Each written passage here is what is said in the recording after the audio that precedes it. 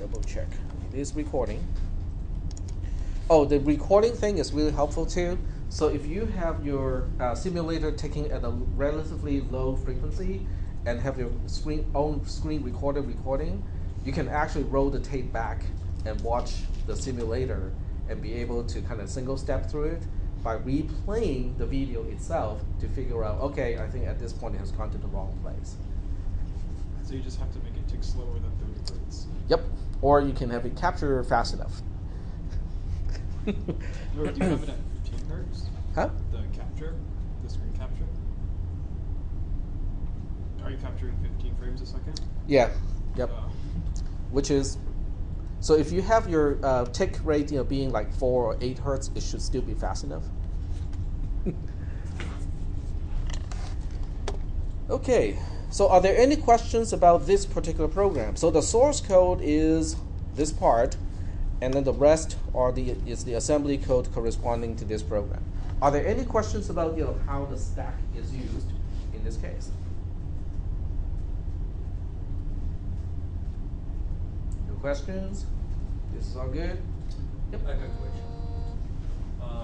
The 5 function is being used twice. It has been called twice. Yeah, yes. Twice. So the main reason we use function just to write it once and call it as many times as we need, but it's supposed to be only once written, right? You will write function 5 2 times.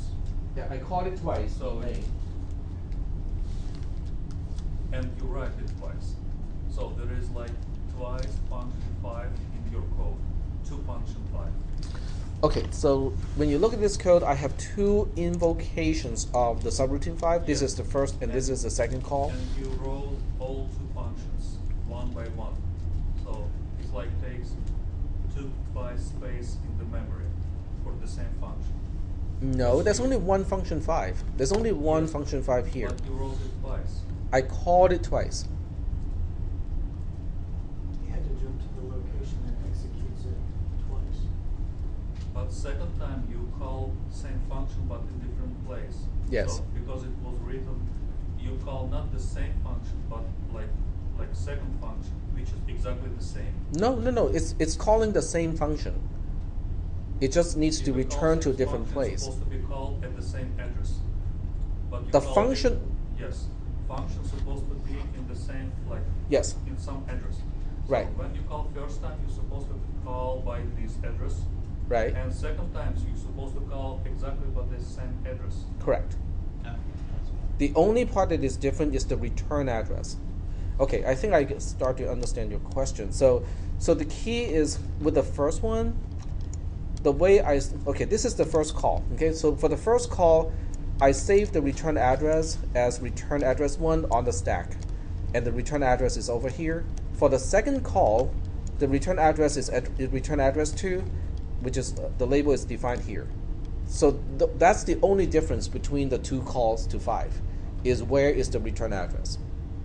Yeah, for me, it's like 2 5 functions which are written one by one, like 2 times. There's only one function, but it is used twice. Think of the path of execution as the path of a boomerang. Okay, so there's only one boomerang, which is our function 5, right? So you throw the boomerang and it comes around and you catch it in main, and then you step over to the next line or the next part of the same line and you throw the boomerang again. It's the same boomerang, but it will come back to the second spot. So you're basically throwing the same boomerang twice. We do not have 2 boomerangs. Okay. Yes, I got it. It's my mistake. I see the function 5 has only one. There's only one label. Yes, one label. Yep. Sorry, it's my bad. Okay, it's okay. Because this is actually very kind of confusing stuff too. So it can cause some confusion here. All right. Any other questions about this? Okay, if there are no questions about this, I am going to close this one. And then we'll go back to the examples folder in the shared folder. You can see this too. And we'll go ahead and look at sample parameters. So in this case, we're trying to do something like this. We are trying to implement a subroutine that has parameters in this case. So in this case, we have parameter A and parameter B. And when I use the word register, once again, it is saying that we are passing the parameters by registers because we have quote unquote enough registers for this purpose. But you can probably guess at some point you will run out of registers. Okay, even if you have a lot of registers, I can always define a subroutine that would use up more parameters than you have registers. So using registers to pass parameters is quote unquote an optimization. Once again, it is an agreement between the caller and the callee. Okay, so I can say, well, if you only need less than or equal to 2 parameters, use registers to pass the parameters. Okay, but if you have more, then we'll use a different mechanism. So in this case, I need to return the value of A plus B. So let's go ahead and check out the actual code of this subroutine sum. So sum is the beginning label, okay? And then we just need to say, okay, register A and register B at this point contain the parameters, okay? So we just say register A and B contain the parameters, okay?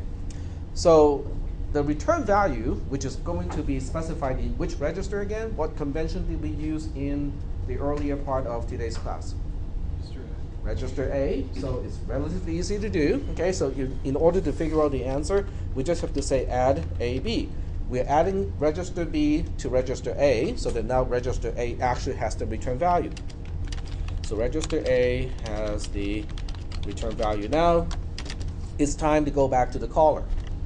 So the caller, in this case, is the same thing as in the other one. The return address is stored on the stack.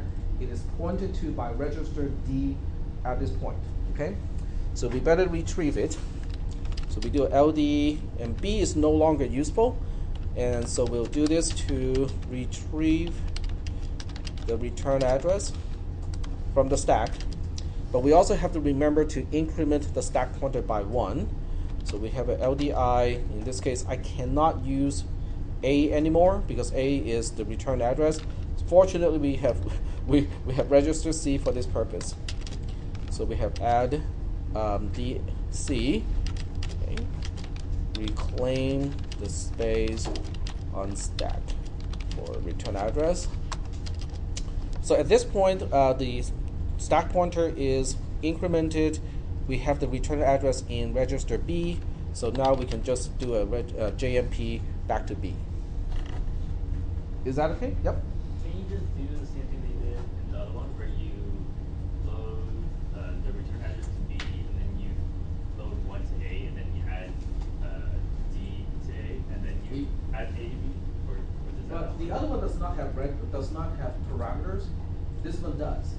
In other words, in this one, register A and register B cannot be overwritten until they are used. Okay. Yeah. So the first instruction, add AB, is going to make B available again because I only need to add B to A, and then B can be reused for another purpose. But register A from here on cannot be used anymore because register A already has the return address. Okay. Yep. So you have to be careful about how the registers are being used in that context. Yep. Is that okay about this code? All right. So what we want to do is to look at how do we call this code? Okay. What does it look like from the caller's perspective? Okay. All right. So we'll take a look at the caller's perspective in this case, and we'll just have a main subroutine to represent the caller. So we have uint_t main. And we'll just say that main is A equals to the summation of some constants. Okay, let's add 6 and 7 together. Okay. Can you scroll it up a little bit? Yes. Okay. In fact, I can do this as well. Okay, so this is what we want to do with main. I just want to store the summation of 6 and 7 into A. Now, I know we can just add, okay, but I just want to demonstrate how to do this. Okay, so from the main perspective, the first thing we do is to initialize the stack pointer. So LDID with a 0, initialize stack pointer, and then we have the label main, which it's only here for the purpose of indicating the starting point of main, it serves no other purpose because we have no jump to main. Okay, so main is only here just to indicate this is the starting point of the main subroutine. All right, so now we need to call sum. Okay, how do we call sum? Well, first you have to store the return address, which would be the Okay. So we need to have a label to indicate the return address, right? So return address 1 is the label for the return address, and then we need to do LDI. We can at this point we can use A. It's not a problem. Okay, A does not have any special meaning yet. So we just use A to store the actual value of the label of return address 1, and then we want to we need to reserve space first. So we need to reserve the space, so we need to decrement the stack pointer by 1. So we decrement the stack pointer. Okay, so decrement stack pointer, reserve space. Then we can put that content into it. So we do LDIA return address 1, and then we do ST store into where D points to whatever is in A at this point. So we say store return address. So at this point, I have set up the return address in the stack already. It's time to set up the registers as parameters. Okay. So I do LDI. The first parameter is 6. I put it into A. The second parameter is 7. We put it into B. And now we need to do a jump to the beginning part of the subroutine. A and B are now used. Okay, I only have register C left. So I can do LDI C with the label of the subroutine, which is sum, and then do a JMP-C to the subroutine. And by the time we get back from the subroutine, I can halt right away because register A already has the return value. So I don't need to actually do the store. Yep. Just a question about Yep. Loading 0 into the stack pointer. It wouldn't actually be 0, it'd be something a lot bigger than 0. Like in our case, 255, since that would be the last. Or after. So 0 is Because we end up. right? Okay. 0 is position 256. Yes. So the actual memory space that we have goes from 0 to 255 in base 10. Okay, I need a. Yep, that'll work. See, the school needs to use refillable dry markers. They do have those things. My math professor uses them, but he brings his own. Okay. Actually, I can do that.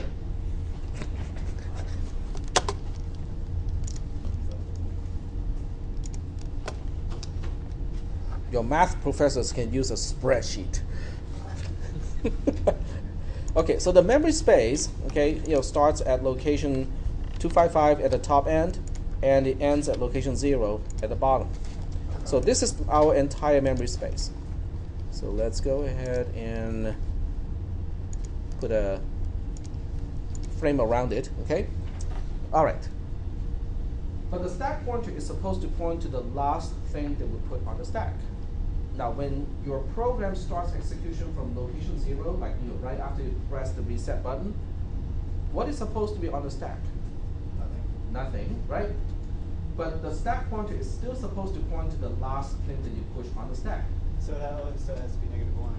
So the last thing that you push on the stack is kind of here, but there's nothing there because your memory space only has location from 0 to 255. So by initializing the stack pointer to point here, the first thing it does to allocate for something that you push is to decrease it from 0 back to 255. So that's why this way we get to use every single location in memory. If I start the stack pointer at 255, then that one space is going to be wasted. So how does the system know that 0 minus 1 is 255? Because it just wraps around. Oh, because that's just how it's Because of the wheel thing. Remember the number wheel? Oh, okay. So here's 0, and if you go for unsigned numbers, 0, 1, 2, 3, 4, all the way up to 255, right? 0 minus 1 is 255. So it depends on which way you rotate the wheel, it gets to the right the That makes value. sense. We're good. Okay. All right, very good. So we can take out this one and focus on this one. So I think we are done here. Are we okay with this one?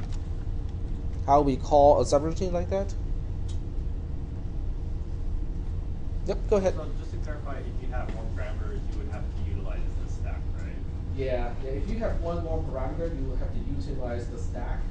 Then you have some interesting calculations to get to the parameters. Because you have to use the stack pointer to get back to the parameters which are also on the stack. Right. So in other words, we'd be much better off with more registers. Yes. Yes. In fact, some of you may have noticed, I know, most of you probably have not noticed it yet, but if you go to the processor folder, this folder is only if you are curious, okay? None of that is going to be in this particular class, not in your final, okay? This next generation, I have a to-do list already. Is it Skylink? Is it Skylink? Skylink. I'm going to add an instruction called ADDI or add immediate because that is kind of useful for many things. I would have to connect the flex register to the register bank because once again that's useful for certain things. Connect the program counter to the register bank 16-bit wide words instead of 8-bit wide. That will give me more bits to specify registers, so we can at least bump up the registers from 4 to maybe 16. That will give us a lot more space to play with. Yep. Can we help you with this in order to get extra credit? How do you want to?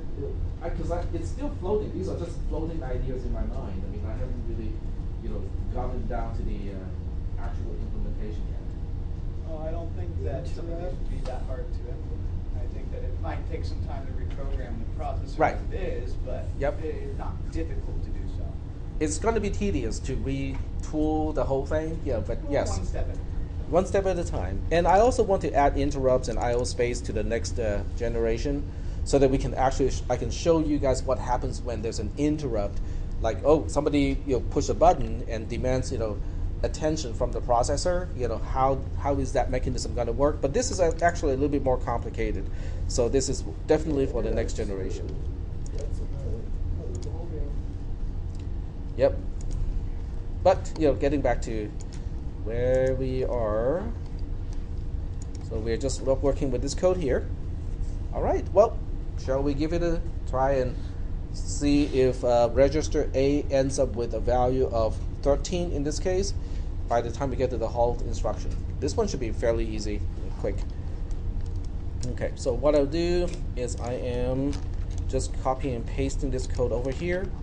So now we have one contiguous piece of code. So once again, we copy this into the assembler sheet. Well, this is the documentation. The next one is the actual assembler. Yep.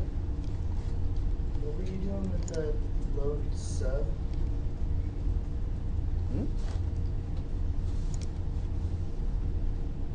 LDIC sub. Oh, that's supposed to be some. Thank you. Good job. Good catch. I was gonna say, what? Okay, let's go back to the assembler, go to cell A1, paste, and it has some leftover. We can just delete the leftover here. So let's get rid of this. There we go. Go to the output, and here's the assembly, the opcode of the whole thing. I have not started up the logic sim yet, so it's time to do that.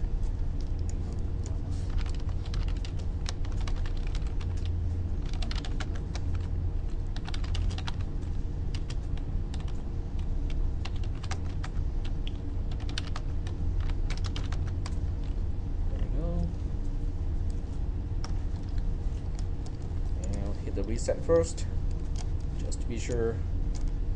And I'm just curious, whether the image of the ROM is correct now or not. So let's go to 6. It looks right to me. I think it's the B1 that was an issue. So we want to look at B1. Yep, B1 has got stuff in it now. So it's all good. We're just traumatized from the last. It's just shell shock. Alright, so here's just a straight copy here, 6F. 00, 6C01, 9C. I actually thought about making this tool kind of really self-contained by actually outputting the RAM file that contains everything that is needed. And just loading it. Yep. Thought about doing that. Oh, I lost track. This is F3. 6006, 6007. Oh, space actually works. Space would actually move from one byte to the next. 6E110, B9, 01. Oh, should have used a space. Then we have 8177, 6E01, 8E5. There we go. Save it again. How should we call this? Params. Params.ram, because it specifies parameters. Okay, close the window, switch back to the main emulator screen, and well, let's go ahead. Control. I'm just going to single step. This is initializing the stack pointer, loading a 1 and subtract it from the stack pointer to allocate one space from the stack.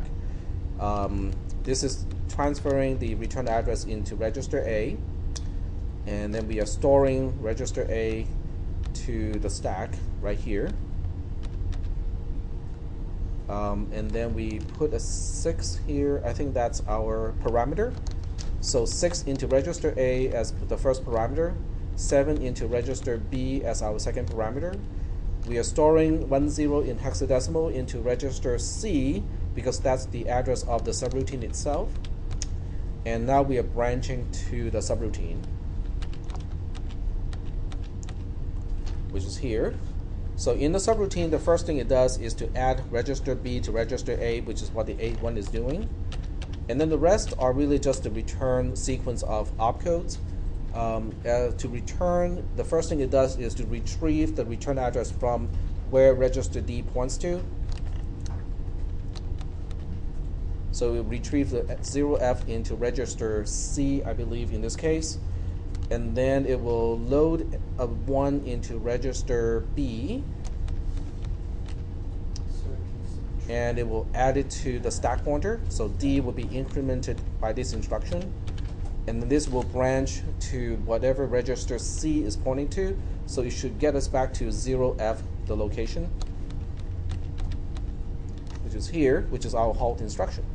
So now we are at the halt instruction. It's an infinite loop, and it is time to double check and make sure the registers have the right things in them.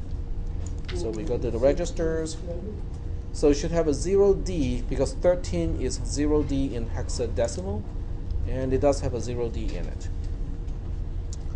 So are we doing okay so far with this particular sample program? Should we tackle the factorial program now? Well, maybe we'll do the multiply first, okay? Because we just did the sum, so let's do the multiply thing. Okay, so we'll switch back to the multiply code, which is in compile this. Okay, so we'll just deal with that one function first. So we'll deal with one function at a time. So this is the subroutine that we want to do. It should look vaguely familiar because it is actually in your exam too. Okay, except when doing this in a loop. And I think that should do it. We can test this one too, by the way. Yep. I actually had a question about that question on the exam. You told us we could rewrite it using a different C code, and I did it without bit shift and marked off points, but then it did shift. Oh, okay. Well, send an email to me.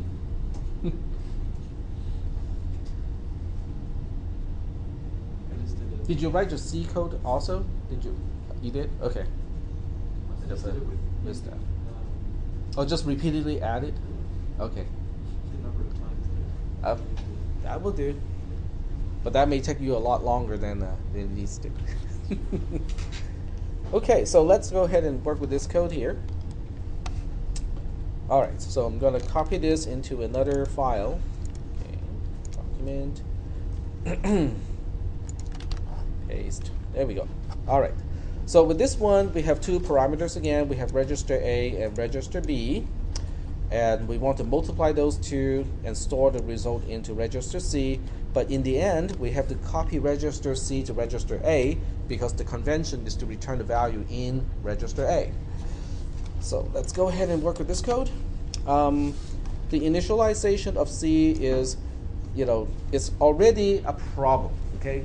The reason why this is a problem is we're seeing 3 registers here, and we cannot mess around with register D, which is our stack pointer. Okay, so let's see what we can do with this code. The first thing we need to do is to do a bitwise AND, of 1 and A, and we do not have enough registers to play with. Okay, because well, register C is free at this point, but it won't stay free for long. So this means we have a little bit of an issue. We do not have enough registers.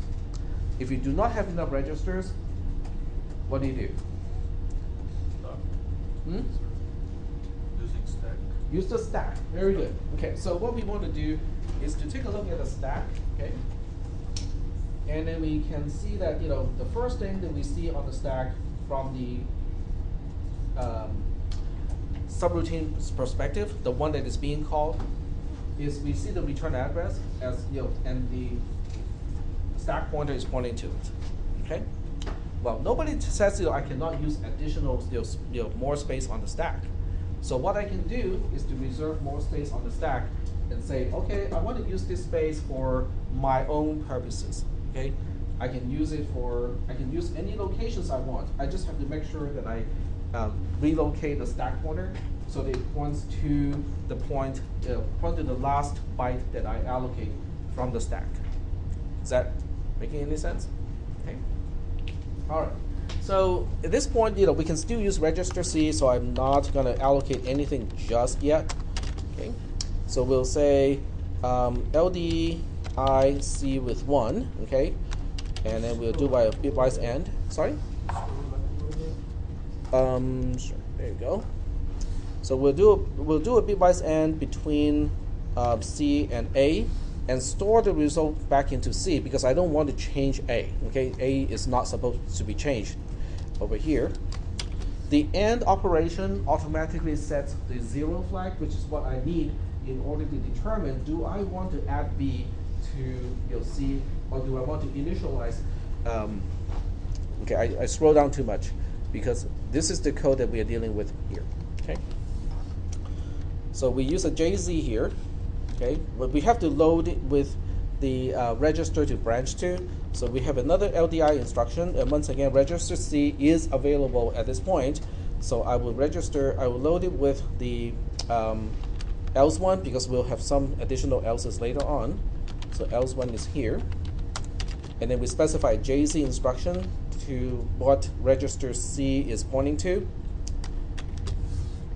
so that when the result of the bitwise AND is a 0, we just skip because it doesn't really make sense to try to add a 0 to initialize C with. Well, I guess it does because we need to initialize in this case, so we have to kind of specify some additional code here.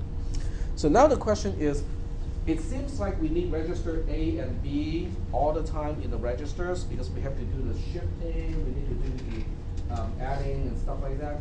So it seems to me that it makes a little bit of sense to actually put C into the stack space here. Okay. So we'll basically say that this is the result of the operation. But every time we need to use a little bit more space on the stack, we have to adjust the stack pointer. So we should do this before we do anything else. Okay, so we'll go ahead and say LDI C with 1 and subtract C from D to reserve that 1 extra byte on the stack. Yep. And the C code was a little like less than equal. It's a bitwise, it's a shift operation. So B less than equal to 1 is Right shift. left shifting by 1. No, this one is left shift. This is a left shift, and this one is a right shift.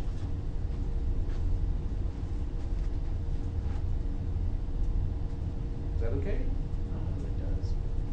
it moves all the zeros and one to the left by one position. That's a left shift. What does that result in? What does that result in? What changed the number? Was that It's basically the same thing as doubling it. it multiplies the number by 2? Yes. Because, well, this is a very specific one because we're only shifting by one bit position. So the best way to look at this is to do this code in C, just regular C, and go through the debugger and see how the values are getting changed. Why wouldn't you just say multiply by 2? Because this processor has no, Multiplication. yes, It's got a bit shifter, but not it has only a right shifter, not a left And shifter. you don't want to add it to itself? We can add it to itself. That's what we'll do next. Okay. Okay. So this part is to reserve 1 byte for the result of the invocation. There we go. Okay. So now we need to initialize a 0 over there. How do we get to that location? So remember, D is now pointing to result itself. That's an easy one. How do we initialize this location to a 0? Subtract How about- it itself? Subtract it. Well, but this is in memory. I cannot Oh, subtract okay. anything. The subtraction only works with registers. reference it. So we can do a LDIC with 0 and then do a STD with C. Or you Would that could work? Subtract C from C. Huh? Or you could subtract C from C. That way I you can don't have to. subtract That way you don't have to C. have a zero in memory waiting to be loaded. C's an address. You're loading register C with the value 0, right? Yes. Just do But you sub could say CC. sub CC. Yes.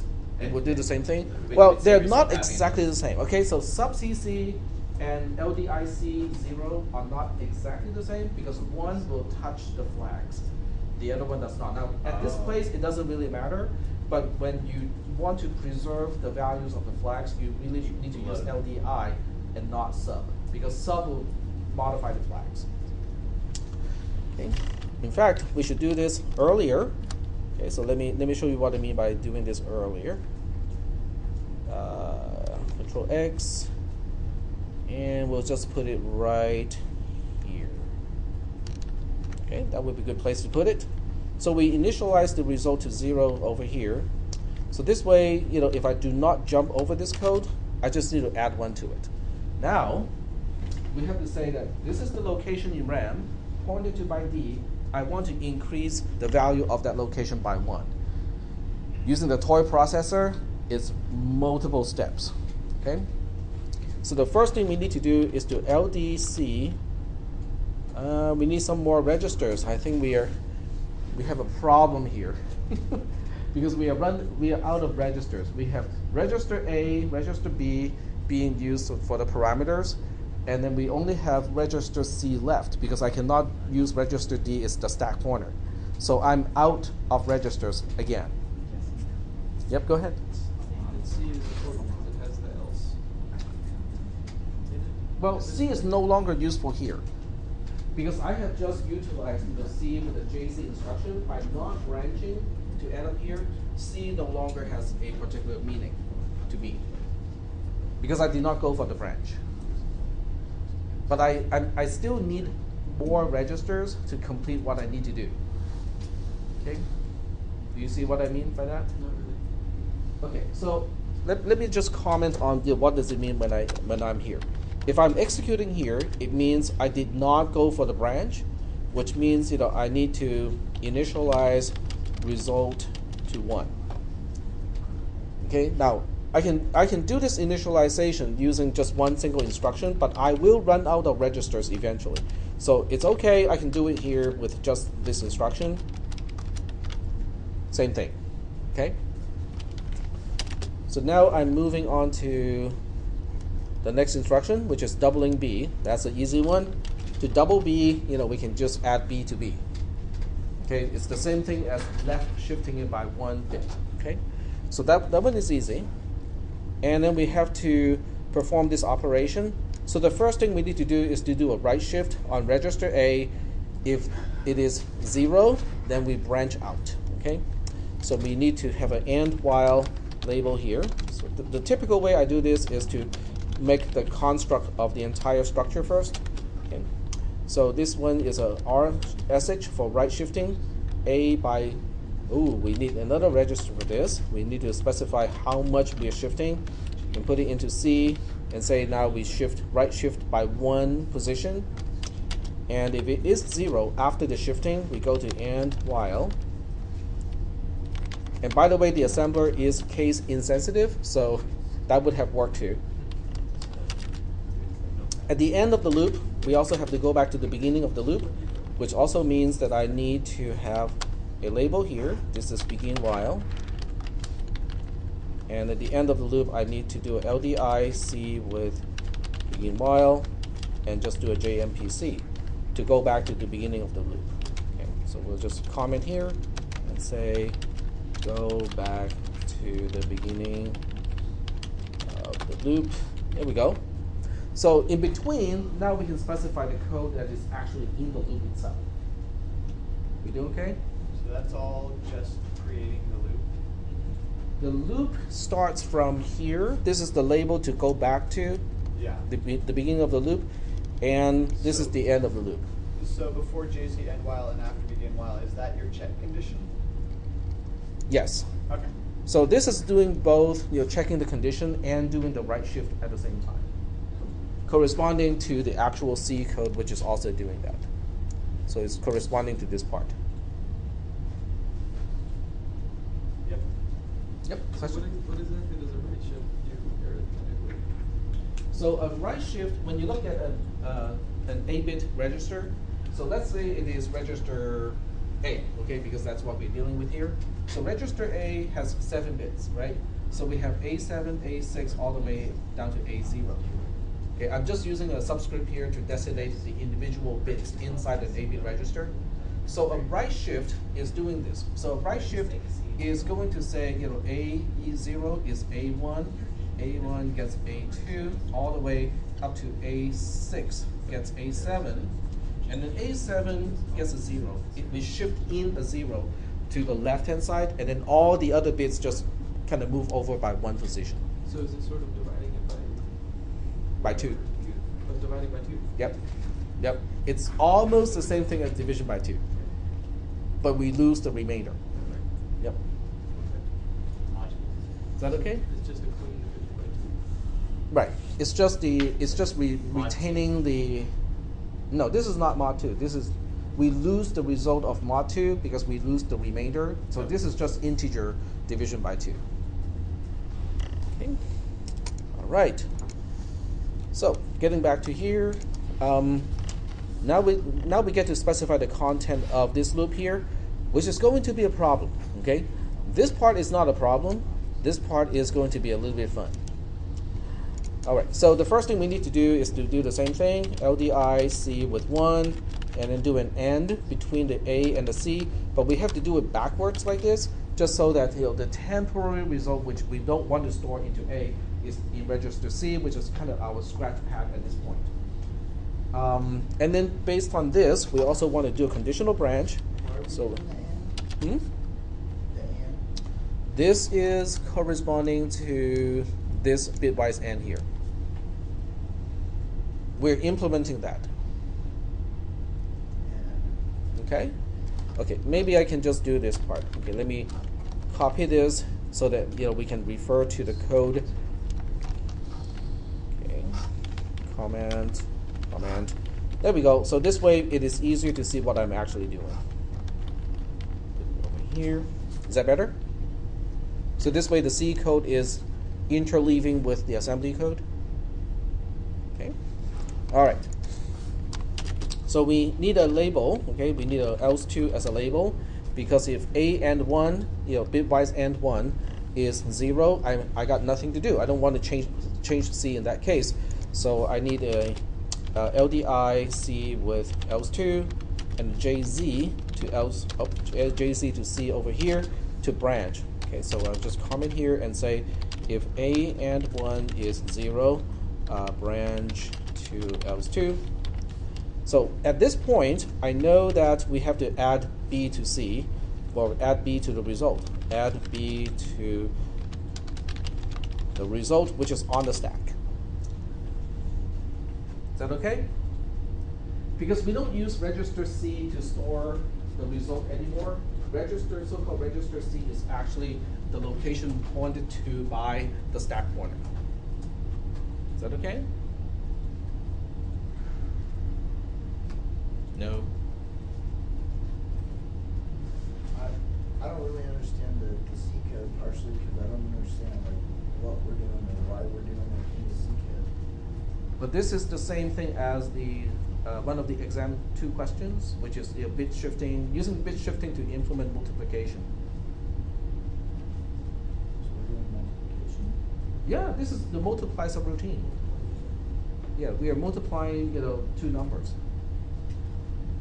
Because we need that for factorial, and the instruction set does not have a multiply instruction. Is that okay or not?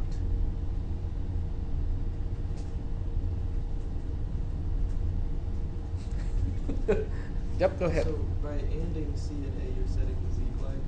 Hmm? By doing the and between C and A, you're setting the Z flag? Yes. And then you're loading else 2 into C and then checking the Z flag to jump Right. to else 2. Yep. So this part, okay, so this part is corresponding to this, and then this part is corresponding to branching to this one, because it doesn't make sense to add a 0 to C. I just leave it alone. So now I need to add B to C, and this is where we might have an issue. Okay, because the result is on the stack. So we can do something like this. We can do a LDI C with whatever D points to. Okay, this is LD, not LDI. But then we have just used up register C. Okay, and we need to add B to it. Oh, this will still work. Okay, so we can still do it barely, just barely. And then we have to remember to store it back on the stack, because otherwise it is in register C, which is going to be destroyed like really quickly. Okay, so this is the part that we'll do. So the C plus equal to, I really should not use C because this is just a result. Okay, so I'm going to change this to result plus equal to. I'm just changing the terminology here.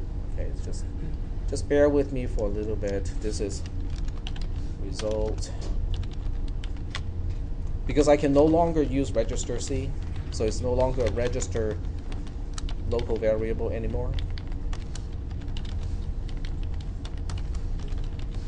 There we go. Okay, I think that makes more sense now. Okay, are we still doing okay so far here? Yeah? Okay? All right. So when we get to else, we just have to left shift B by 1 bit, which is add BB, and then we can do the unconditional branch back to the beginning of the loop. By the time we get to the end while, which means we are exiting the loop, it's time to return the result. Except this time, result is pointed to by the stack pointer, so I got a few things to clean up at this point. Okay. So the first thing I would do is I'm loading register A with whatever D points to, because the stack pointer is still pointing to result. So I can just load A with whatever D points to. That will give me the actual result to return. And then after this, I have no use. Now I can specify the actual sequence of returning. The first thing we need to do is to increase D by 1 so it goes back to point to the return address. Is that okay? So we do a LDI, cannot use A anymore, we can use B. LDI B with 1, add B to D. Okay, so now the result is pointed to by register D at this point. Yep. Is that because what was in register C was the current result and it was tracking towards the pointing? Say that one more time. Is that because before this, what was in register C was the result we wanted to store into what D was pointing to? we could not use register C for that purpose, and that's why I changed C to result as a general purpose local variable, which is stored on the stack. I'm just looking before that, like just above the else two, there's the store. Right? That is what was in C, the correct result. Yes, we're storing the content of register C back to result because register C is being used pretty much right away so that I can do an unconditional branch back to the beginning of the loop. So, I'm just trying to keep track of yep, where the result is. yep. When you write code in assembly code, you have to track what each register is being useful for. So that's the big challenge of writing code in assembly is you have to track all that stuff mentally. So am I correct that just above the else two, C has the correct return value in it? Yes. Yep, that is correct. Okay, so D now points to the return address. The return address. So we want to retrieve that too. So we want to do a LD. Well, we can do a LDC from D just to keep the 1 in B because we have to do it one more time. The allocate the return address. So after that, we are now finally ready to branch back to the beginning point, which is in register C. Okay. That's our multiply subroutine. Is that okay, or are there any questions about the subroutine itself?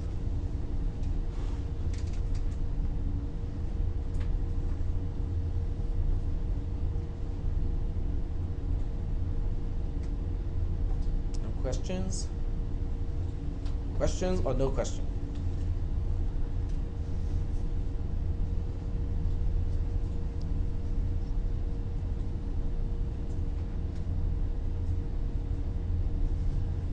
You guys good so far? It's got one sink in. Okay. Percolate. I got lost at the beginning. Yeah. Which part? Well, like I said, I didn't understand what we were doing with The C code itself? Well, let's play with the C code first. Okay, let's see whether the C code itself works because I hate to implement everything in assembly and then find out that hey, the C code itself does not work. That would be bad. So let's go ahead and test the C code first. So I can just go to temp here and do a cat to mode.c. See if I can do this. Yep, cool.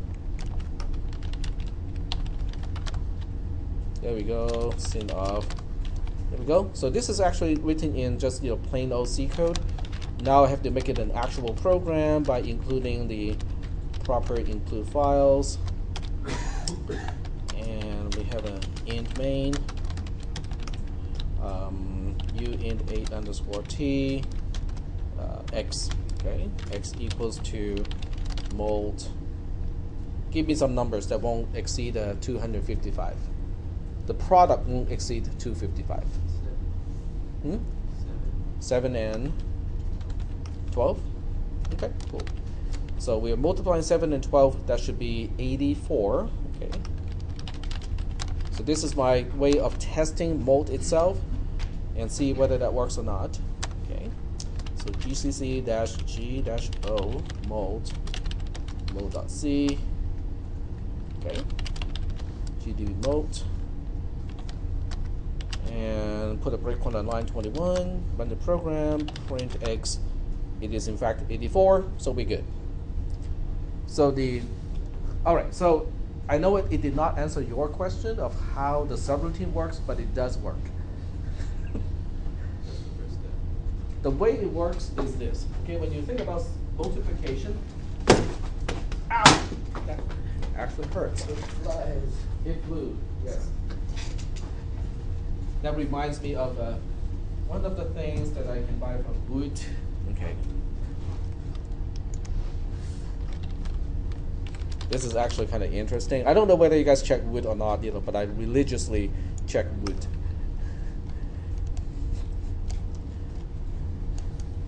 For those of you with kids and you know who you are,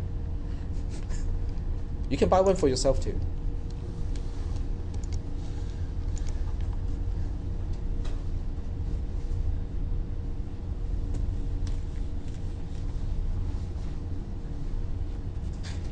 We sold it at the Sprint store like 4 years ago. 4 years ago? Yeah. So you have 2 of those and in your house already? No, I never bought it. I played with it at the store and then like lost interest. I see.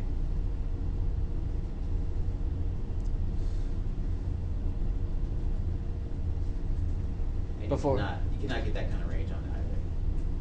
Well, if you have cats at home, this doesn't look very agile anymore. Oh, right. Because I have 2 cats at home. Yeah, they also have like a one that will fly and roll. Fly and roll. Yeah. Can they submerge too? No. Okay. All right. So multiplication. Okay. How do we multiply numbers? Do you guys remember how to do a base 10? Multiple addition. Yep. Well, let's just multiply in base 10. Okay. I have 1001 times 101. Okay. These are actually base 10 numbers. How do we multiply in base 10? Add 1,001 101 times. Okay, well, there's a leading 0 here, right? So I can say, okay, but how does it work out in algebra? Oh, back. Okay, so 1 times 1,000 one plus place at a 0 time. times 100 plus 0 times 10 plus 1 times 1 is 1001, right? You multiply that to 0101. Okay. So what you do is you use the distributive law, right? In multiplication.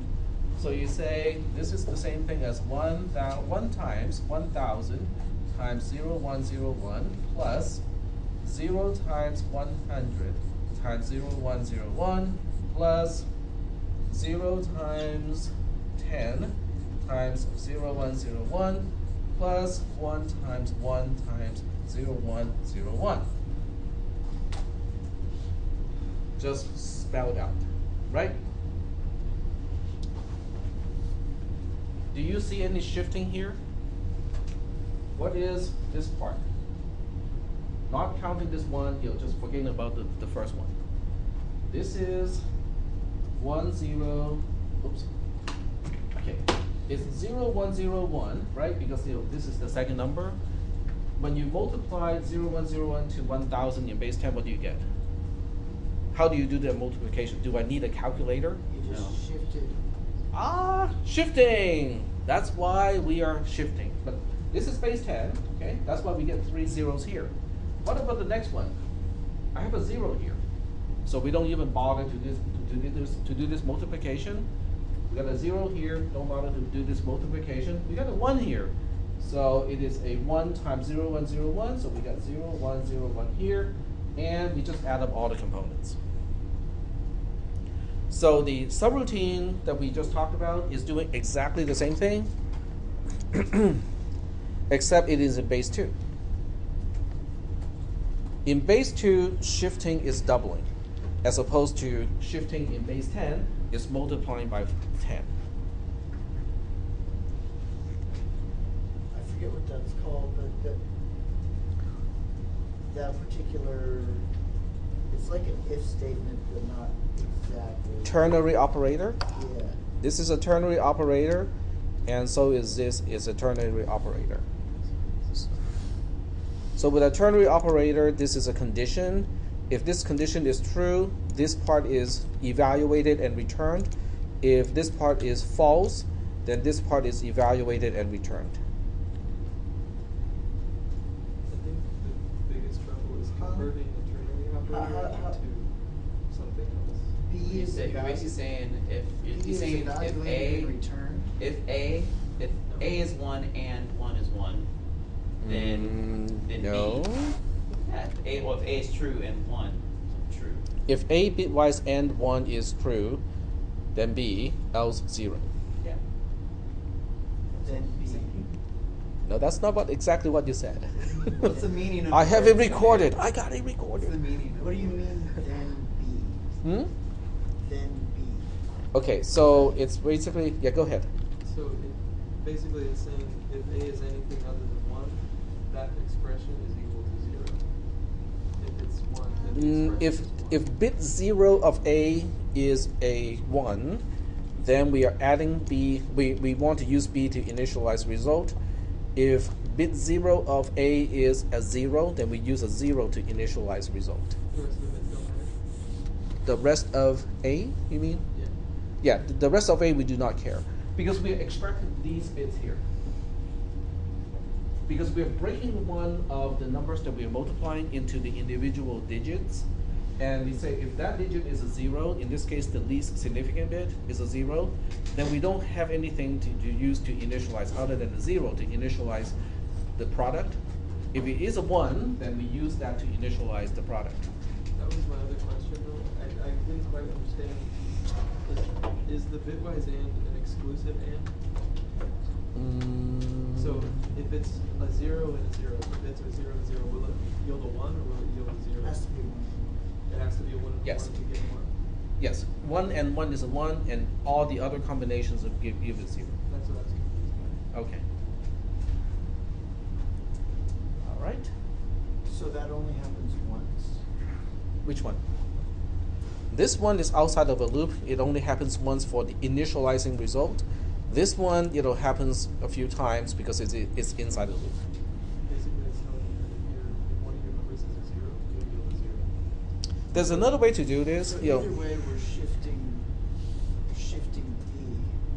There's another way to do this. The other way to do this, well, I can't really do it the other way because this operation is here. I cannot do it the other way.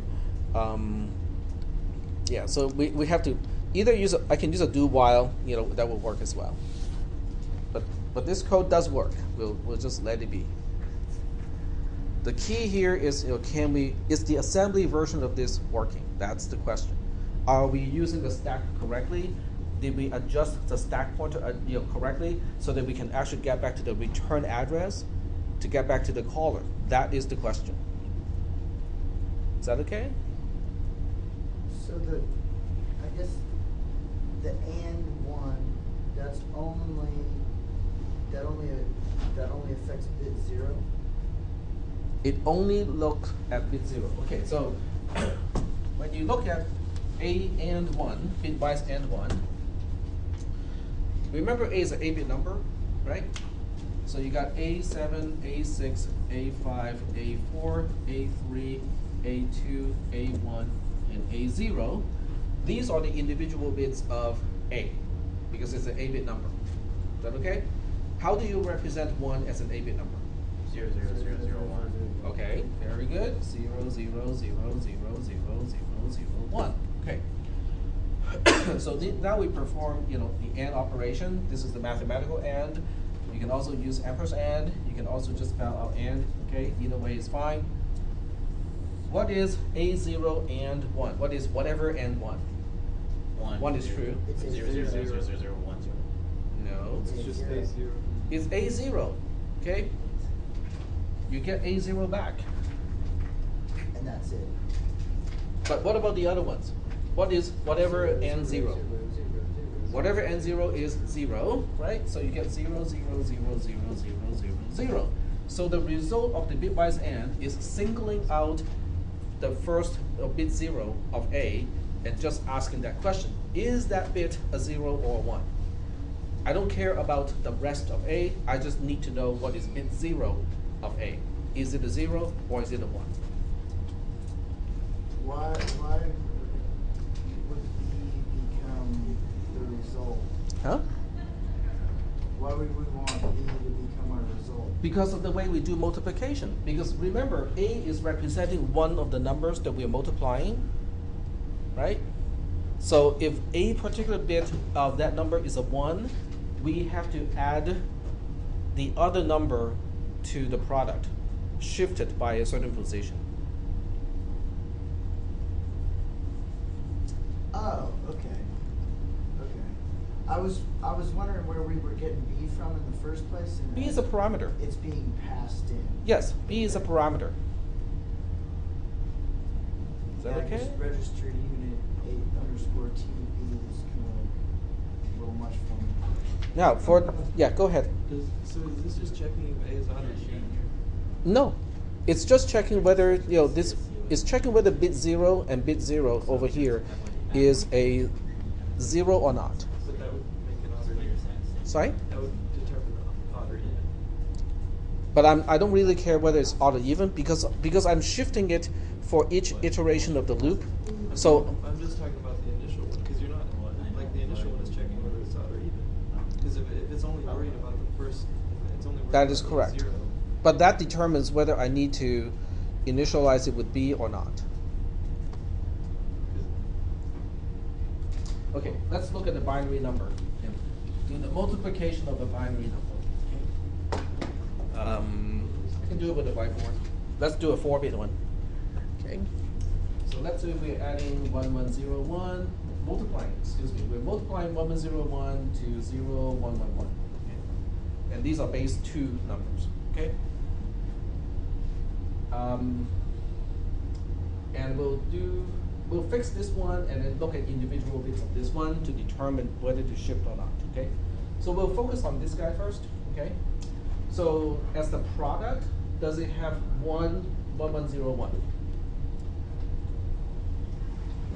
Yes, right? Okay, so we have 1101 here. Okay, so this bit is now used. So I use a right shift operation so that the whole thing just shifts to the other one. So now I can focus on, when I do another bitwise AND with 1, I'm looking at bit 1 actually. Do we have a 1 here? Yes. But what do we add to the product? Are we just adding 1101 to the product? If you're adding 1101, 0. And that's what the left shift is doing, is actually left shifting one of the numbers so that it gets to the right magnitude to add to the product. Is that okay? Then we shift again. We look at this bit here. It is still it's also a 1. So now we have 1101, 0, 0 to add to the product.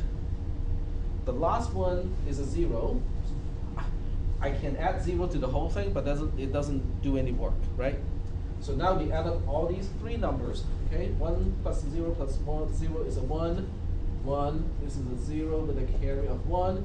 This is a 1 with a carry of 1. This is 1 with a carry of 1. This is a 0 with a carry of 1. So the result of this multiplication is 1, 0, 1, 1, 0, 1, 1. Let's check whether that makes sense or not. This number is 14. This is 7. And this number is 1 plus 2 plus 8 plus 16 plus 64. That is how much? That doesn't seem right to me. No, I made a mistake here. This is not 14. That's 13. Okay, now it makes sense because I'm just looking at the odd number here and like, no, that cannot be. Okay, now it starts to make sense. So 64 plus 16 is 91. 80, 88 is 91. That's 91 too. So I figured it out while you were doing that. Mm-hmm. It's because the number of things that you're multiplying by, if it's, the first one would be 0 if the first digit is 0. Mm-hmm. And so I didn't realize that it was result equals to, and then down lower it's result plus equals to. It's plus So equal to, you I'm have to incrementing initialize. by that much. Yep. There's going to be an initial value you're adding. So we're gonna have, if we're definitely gonna have limits to how big our numbers Product can be, yep. can be, because I mean, if we're already like 2 or 3 bits from the end on B, we're gonna lose B pretty quick. Mm, 'Cause if we're left shifting B and we're this should work we're for losing- all the products that are within 0 to 255. As long as you specify A and B so that the actual product is within that range, this subroutine should still work. as long as the product is within. Yeah. Because I was just looking at the limitations on B itself. So the Because every time you shift it, If you use You're 15 times losing a 15, bit. it will work. It will give you 225 correctly. If you specify 1 times 255, it will still make it correct. It will still give you a result of 255. Yep. How does it know, like, which bit of A it's looking at? It's always looking at bit 0. It's always looking at bit 0, but by right shifting it over here, Bit I'm 0 is moving the a whole different bit. thing along so that each time I check, even though it's quote unquote checking bit 0, but it's actually a different bit in the original A. And it just does that for 8 times because it's an 8-bit No, number? it doesn't do it always for 8 times. It only do it as many times as it needs to. How does it know that there's not a there's When, one at the when very end of A the becomes 8-bit 0, number? it doesn't. It will stop. If there is That's a one that's an that's- interesting check that What if- C okay, what if does, it's- though. what if So the it number is returns- like it returns a 1, 0? false Yeah. if If the expression A right shift equal to 1, if that expression is a 0, it's the same thing as saying it is false and it will get out of the loop. so any non-zero will continue the loop. That is correct.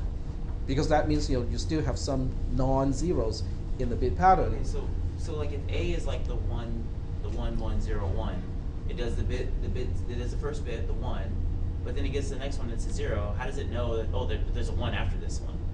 You said that it stops when it gets to 0, so it would stop after. There's ones past that. Because It can tell there's ones past that. how does it know? It still has a value. It's checking. So It the still has while value. is actually checking the A. So correct? so when you're saying 0, you're not saying the bit as 0, you're saying the value of the number being 0. Yeah. Yeah, the value of A. If the bit is C 0, then it always just looks at the doesn't entire number, the entire value of the expression. And that's why I need to use a bitwise AND to single out a bit here and to single out a bit. So does it do the shift and then check A? Yeah. Yeah, because this expression is this is what we call a compound assignment statement, which Yeah. means it is the same thing as A equals to A right shift by 1 bit. Okay, let me just rewrite this one. I think this might help your understanding. Is that better? Ah. It's the same thing. It really is the same thing. Don't you love C? The idea being that when it finally does reach a point where you right shift 1 and then A equals 0, the while loop lets Yes. you out. Well, So the way I'm really thinking of it is it does the shift and then it checks A. Yes. the full version of this expression is this long. Because Okay. even assignment operations in C is just a regular expression, not a regular expression in search, but just a normal expression. Every expression has a value. And if it has a value, I can compare that to 0 and see if it is 0 or non-zero. So that's the It full always version. does a true false. Non-zero is true, 0 is Zero false. is false. Yes. So I just shorthanded the whole thing to just A shift equal to 1. But it really is just, it means exactly the same thing as that. And I've seen stuff like that before, but there was just so much going on in there. Okay, so a few links for those of you who want to look it up. Bitwise and in C++. Okay. Look up, I wouldn't go to Microsoft's website. That's a good place to go. This is a good one to go. Okay, go to operators in C++.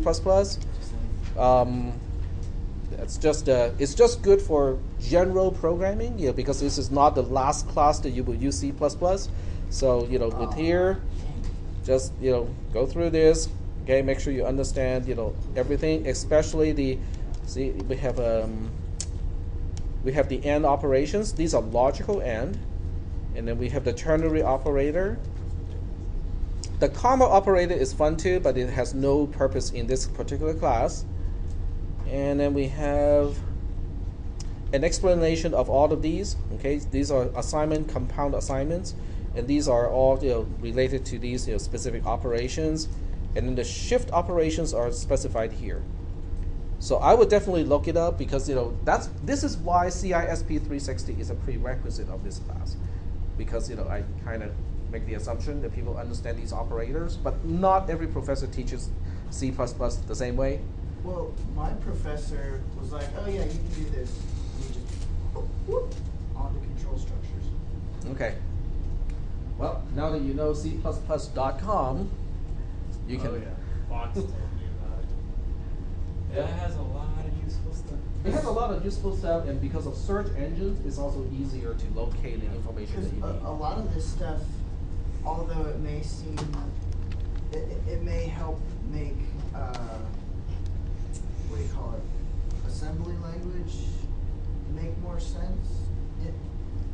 There doesn't seem to be a lot of practical use for it outside of that. Well, it depends on a few factors. Yep. Okay, so getting back to this one, I do want to get to the end of this one so that I can test it, right? So we will go ahead and write the main to test this one, just so that we know whether it works or not. So we do a LDID with a 0 to initialize the stack pointer. This is the beginning of main, and I just want to multiply. Let's just pick 13 and 7. Okay, so let's see if it comes up with 91. So we'll go ahead and LDI A with 13, LDI B with 7, and then we'll do the call sequence, which means we need to do the LDI return address. Okay, so we can do this part later on. We'll deal with the return address first. So LDI return address A with return address. Before that we need to reserve the space on the stack. LDI 1 A1, subtract the stack pointer by 1. Then we can do this part. Store it where the stack pointer is pointing to, ST to D A, saving the return address. Now we can specify the parameters A and B, and then we can specify the destination address, which is mult, and then do a JMP to what register C is pointing to, and then specify return address here, and then a halt instruction to end the entire program. I think that should do it. Okay, let's just double check. Allocate the stack, allocate 1 byte from the stack, store the return address on the stack, specify register A, first parameter, specify register B, the second parameter, specify C to be the destination address, jump to the subroutine that we're calling, and a halt right after that. So that should do it. Let's assemble, enter the program, run it in the simulator, and see if we get 91 back. Just for the heck of it, I don't like 91 as much as 42. So we'll do 42.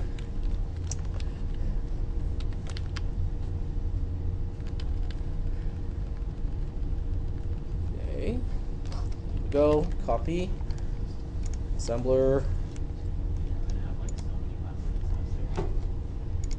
paste, and go to the output. Uh-oh, I think I saw a problem. Mode is not resolved. Yeah,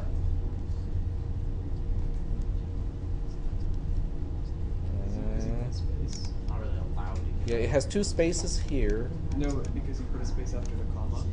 Oh yeah, that's it.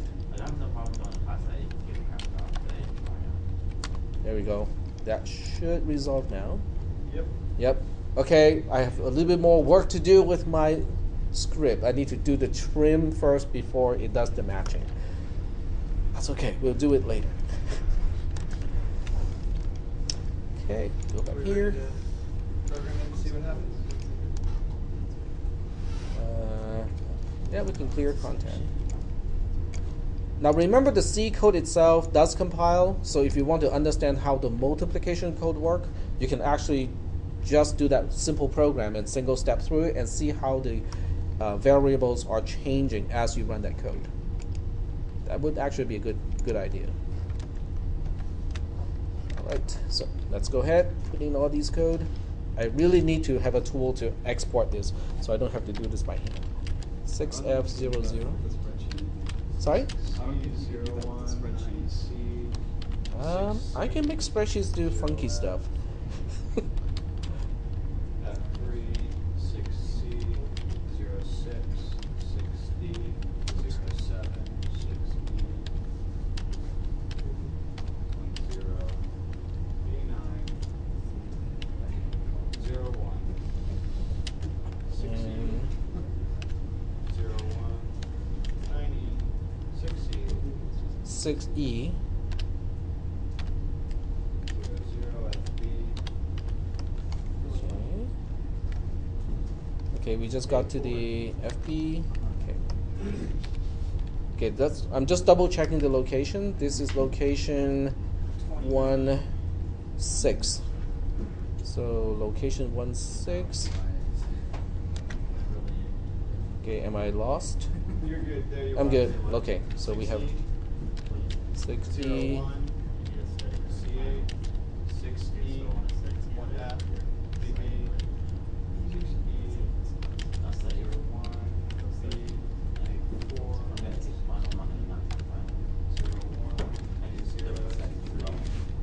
6E, 01, C8. Cool. Okay, this is location C6, and this is location, 26, and this is location 26. So save the program. Is that all the way down? Oh, there's more stuff. There's Right. more stuff. 26. Wishful thinking it's all done. Huh? So 27.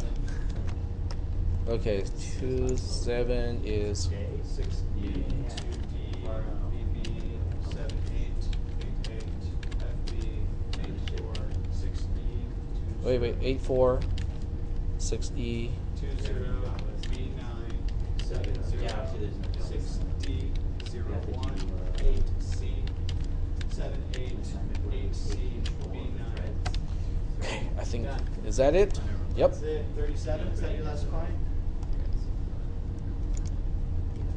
Take control, ready. Yep. Let's do it. Okay, save. Save. Okay, let's save this one as molt. And something else happened. And then like Wait, and then, like, why does it end at 38? Huh?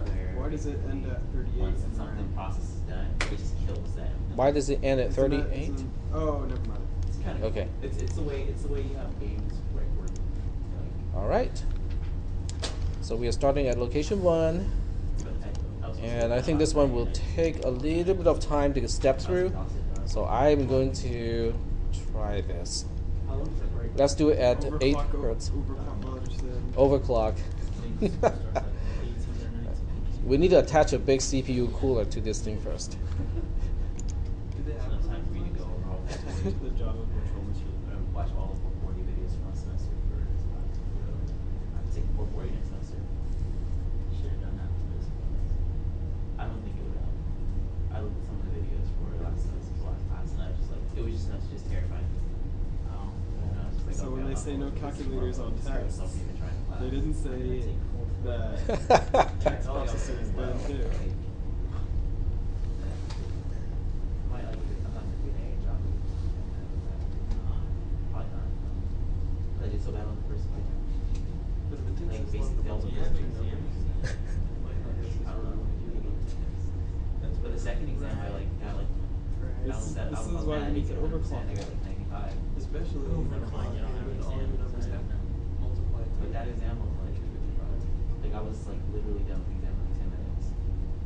Do most of those in my Does it looks like an infinite loop to me? I was like the second person in class. We just gonna wait So to see if it's what was the done. last address in the spreadsheet? Because I felt like you went one over, and when you actually put it It keeps going to 6E. So the last location is 37. I think you went to 38. Oh, okay. So let's stop it. Okay. Nope, that's 37. That is 37. So everything's Yep. fine so Oh wait. far. Oh, never mind. Yeah, starts at 2. So speed But- it up and see if it gets to an end. Hmm? Just speed it up and see if it gets to some kind of end. Okay. Crank it up. 4.1.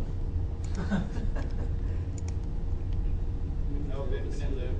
Yeah, it looks like an infinite loop Yeah, to it me. keeps jumping back to 20. just needs to go faster. Ludicrous speed. Throttle up. It'll break through. Ludicrous. Okay, so 2-0 is a part of the loop. So this is how you debug an infinite loop. So what you do is you find out what is a part of the infinite loop. So it appears 2-0 is a part of the infinite loop. You go back to the code. Okay, I may not have enough time today to finish the whole thing. And then you look up location 2-0. It is on row 30 of the source code. Row 30 of the source code is here. And it's in the loop here. So the loop is not exiting, which means it's not taking this JZ to get out of the loop, which also means this shift is not either not compiling correctly to the actual shift operation that I think it should be, or it is not actually shifting it, because eventually if you shift A enough times, it should shift out to become 0. Okay, I'll see you guys on Thursday. Great. I'll definitely find out what's happening with this program. In fact, I'm Well, I going have to a check. question that has to do with programming in general. A is 0 already. You want to come over for a dinner? What? Sorry, go ahead. I had a question about a My girlfriend playing about my best friend and her president. programming issue I'm having with what I'm trying to do. So Mhm. let's assume in one source file you have two classes, class A and class B. Okay, I just hold on a want- second. Let me stop the recorder.